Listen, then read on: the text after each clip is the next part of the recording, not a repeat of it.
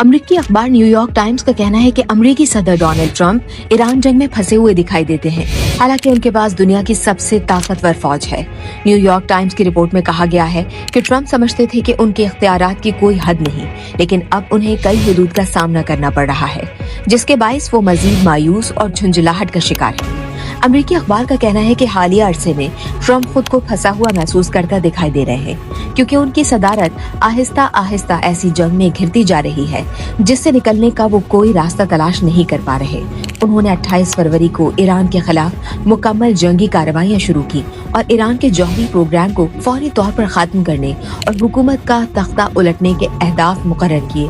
तहम 5 माह बाद भी ये अहदाफ हासिल नहीं हो सके और ट्रंप अब ईरान के खिलाफ बड़े पैमाने पर दोबारा फौजी कार्रवाई शुरू करने से हिचकिचा रहे हैं, क्योंकि अमरीकी इंटेलिजेंस इदारों का अंदाजा है कि ईरान में ये हिकमत अमली इतनी मौसर साबित नहीं होगी। न्यूयॉर्क टाइम्स के मुताबिक सदर डोनाल्ड ट्रंप के पास ईरान में अपने मकसद को हासिल करने का कोई वाज़ेह रास्ता नहीं है। वो फतह की हिकमत अमली के बगैर तनाज़े में दाखिल हुए थे और अब वो इज्जत बचाते हुए निकलने का रास्ता तलाश कर रहे हैं। अखबार के मुताबिक अब ट्रंप के सामने 3 बड़े रास्ते हैं: फौजी कशीदगी में इजाफा, मौशी दबाव बढ़ाना या फतह का ऐलान करके निकल जाना।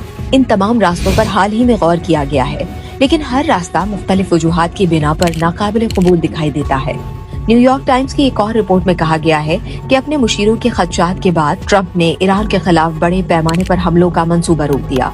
खदशात में ये बात भी शामिल है कि जंग में तौसी से मशरक़ वस्ता में मौजूद फिजाई दिफाई गोला बारूद के पहले ही कम होते ज़खायर खतरनाक हद तक खत्म हो सकते हैं। अप्रैल के आखिर में न्यूयॉर्क टाइम्स ने रिपोर्ट किया था कि जंग के दौरान पेंटागन 1200 से ज़ायद पैट्रियट इंटरसेप्टर मिसाइल इस्तेमाल कर चुका है, जिनमें से हर एक की कीमत $40 लाख से ज्यादा है।